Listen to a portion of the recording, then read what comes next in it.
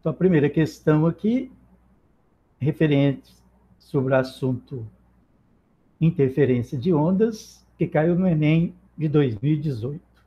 Então, vamos lembrar como que ocorre a interferência de ondas. Duas ondas de mesma natureza, então as ondas têm que ter a mesma natureza, né? Se for onda mecânica, tem que sofrer interferência com onda mecânica. Onda eletromagnética tem que sofrer interferência com onda eletromagnética. Ao se encontrarem num ponto P, pelo princípio da superposição, que é uma onda, vai encontrar outra no ponto P, isso que é superposição, podem sofrer o fenômeno de interferência, que pode ser construtiva ou destrutiva. Então, o que seria uma interferência construtiva? A amplitude do pulso resultante será a soma do pulso das ondas que superpõem. Então, por que a interferência aqui mostrada será construtiva? Porque no ponto P vai encontrar uma crista, que é um pulso com amplitude positiva, com outra crista, que é um pulso com amplitude positiva. Ao encontrar, aí é a propriedade matemática, né? Sinais iguais, soma e conserva o sinal. Somando, a amplitude aumenta. Se for uma onda sonora, o som fica mais intenso. Se for uma onda luminosa, a região fica mais clara. E veja bem que após a interferência, os pulsos propagam-se com as mesmas características, né, antes de atingir o ponto P. O primeiro pulso de amplitude A1 continua A1, o segundo pulso de amplitude A2 continua A2. Vamos para o simulador. Então, uma crista tem que encontrar com outra crista. Então, está aqui, ó, os dois exemplos de interferência construtiva.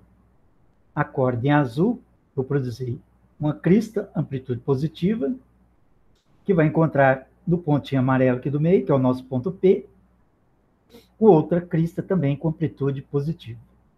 Ou ainda lá, ó, no mesmo ponto P, vai encontrar uma depressão ou um vale com amplitude negativa, com outra depressão ou um vale com amplitude negativa. O que vai acontecer? Né? Olha lá, vamos fazer a ocorrência de interferência construtiva. Olha lá. Ocorre um aumento da amplitude. Ó. Então, somou as amplitudes aqui, então a altura da crista ficou maior, e somou as amplitudes negativas. A profundidade da depressão também ficou maior. Isto é exemplo de uma interferência construtiva. E após a superposição, o encontro das ondas, veja bem que elas têm a mesma natureza, os pulsos passam a se propagar com as mesmas características antes da superposição. Agora, a interferência destrutiva, a amplitude do pulso resultante será a subtração das amplitudes das ondas que superpõem. Então, agora, eu tenho que encontrar uma crista que tem amplitude positiva com uma depressão ou um vale que tem amplitude negativa. E nós vamos observar que a amplitude resultante vai diminuir, então a intensidade da onda diminui, podendo ser zero se forem iguais. No caso, o simulador vai produzir ondas com amplitudes, sinais opostos e mesmo módulo, né? Aí vai ficar retinho, vai desaparecer, dando interferência destrutiva. Se for a onda sonora, resulta em silêncio ou diminuição da intensidade sonora. Se for a onda eletromagnética, a luz, vai dar a faixa escura. Então, encontrar uma crista com uma depressão. Olha lá, uma crista agora vai encontrar uma depressão. Observaremos bem devagar, aqui é o ponto P de interferência. Então, essa crista, ao encontrar essa depressão com amplitude negativa, mais A com menos A, dá zero, vai ficar retinho aqui, e também aqui vai ficar retinho. Então, vamos demonstrar a interferência destrutiva. Olha lá, a amplitude está diminuindo, ó, de cada onda. Ó, diminuindo a amplitude, ó, até ficar igual a zero. Olha lá. Então, aqui foi uma interferência destrutiva total. Com a onda sonora seria o silêncio, e com a onda luminosa seria a faixa escura. Da mesma forma, após a superposição, continua se propagando com as mesmas características antes da superposição. Primeira questão de interferência. Em aviões, em viagens de avião, é solicitado aos passageiros o desligamento de todos os aparelhos cujo funcionamento envolva a emissão ou recepção de onda eletromagnética. Celulares, notebook, tablet, né? O procedimento é utilizado para eliminar fontes de radiação que possam interferir a comunicação. Então, a dica está aqui, ó, que possam interferir a comunicação. A propriedade das ondas emitidas, que justifica o procedimento adotado, é o fato de, para interferir a comunicação, terem fases opostas não é suficiente. Porque pode ter fases opostas e não ter a mesma frequência, né? Então tem que tomar cuidado que além das fases opostas, é importante que tenham a mesma frequência. Então cuidado com o fenômeno da interferência. Aqui apareceu esse peguinho aqui, ó, terem fases opostas. Mas cuidado, pode ter fases opostas e não ter frequências próximas. Aí não vai dar o fenômeno da interferência completa. Então, muita gente deve ter marcado a letra A, porque às vezes a fase oposta é observar amplitude. Mas pode ter amplitudes de sinais opostos e não terem frequências próximas.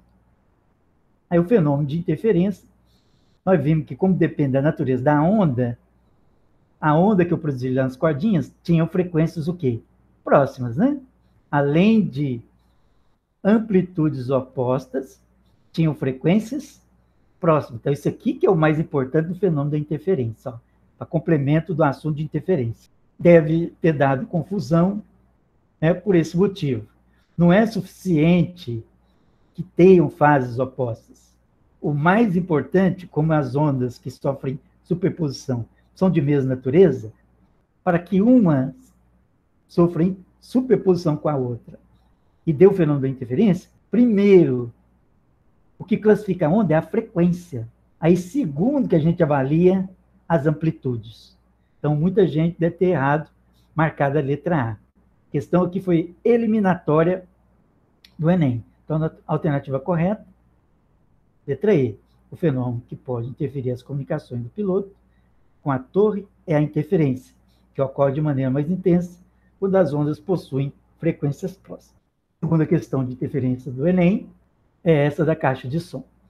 Nos manuais de instalação de equipamento de som, há um alerta aos usuários para que observem a correta polaridade dos fios ao realizarem as conexões das caixas de som. Então, veja bem, aqui é o complemento do conhecimento de interferência de onda. Por quê? A fonte não é a mesma? A fonte aqui, alimentadora, é a mesma. Fonte de ondas eletromagnéticas, né? Aqui, Aí a saída é a onda mecânica que se propaga no ar. Mas aqui o sinal eletrônico, né, é onda eletromagnética, né? O sinal que sai da caixa de som é a onda mecânica. Só que essas duas caixas de som de saída aqui têm a mesma frequência. Aí você ouve o som porque sai com o mesmo sinal da amplitude. Então, primeiramente, tem que ter a mesma frequência, porque as caixas de som aqui são alimentadas pela mesma fonte, né, excitadora. Então, por isso que a alternativa correta não era fases opostas, né? É o que define com prioridade a condição de interferência de onda é a natureza, que por sua vez é definida pela frequência. Nós vimos no fenômeno de refração e reflexão que o que mantém constante é quem, pessoal? A frequência, né? Então, por isso que a alternativa correta era a frequência e não as fases opostas. Mas aqui, além da frequência, ele está pedindo para analisar o quê? As figuras ilustram o esquema de conexão da caixa de som de um equipamento de som mono. O que é isso? No qual os alto-falantes emitem a mesma onda, ou seja, som com mesma frequência. No primeiro caso, a ligação obedece à especificação do fabricante. Ó, positivo com positivo, negativo com negativo. Então está certinho. Cada fonte sonora aqui, ó, fonte E e fonte D, a comunicação está correta, as ondas vão sofrer interferência construtiva e você vai ouvir o som com boa intensidade. Agora, na segunda representação, se a ligação for invertida, opa, é o caso do simulador, né? Ah, ocorreu o quê? Uma inversão da polaridade, ó. Então, vai sair um pulso com sinal positivo de uma fonte e um pulso com sinal negativo da outra que sofreu inversão, que é a caixa de som D.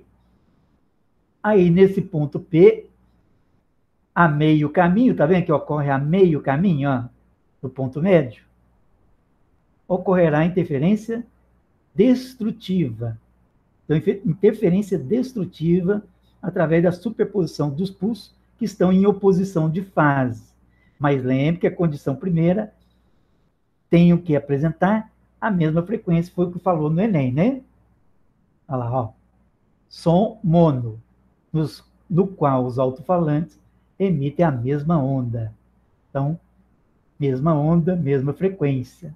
Então, no primeiro, que a ligação foi feita corretamente, você vai ouvir o som porque ocorre interferência construtiva. Aumenta a intensidade. Aqui que ocorreu a inversão da polaridade, vai resultar em interferência destrutiva. Então, vamos demonstrar. Então, a meio caminho, o ponto de interferência tem que estar à mesma distância. Olha lá, diminuição da amplitude. Interferência destrutiva total. Então, você não vai ouvir bem o som. Então, qual o fenômeno que vai ocorrer com os altofalantes? O que ocorre com os altofalantes E e D se forem conectados de acordo com o esquema? Fenômeno da interferência. Então, a meia distância, você não vai ouvir o som corretamente. Por causa da interferência destrutiva, e não curto-circuito, né? Interferência. É interferência e não batimento. Batimento, nós vamos estudar em acústica, quando a gente quer fazer, quando o músico profissional quer fazer afinação do som, né? Afinar instrumentos musicais, através do fenômeno do batimento. Faz diferente produzindo ruído ou interferência construtiva? Não, né? Interferência destrutiva, porque ocorreu uma inversão da polaridade. Reverberação? Não, reverberação é o fenômeno do eco, né? Reflexão de apenas um pulso que encontra a barreira e é refletido. Então, isso aqui é fenômeno da reflexão, não é da interferência. Então, a única alternativa correta é a letra E.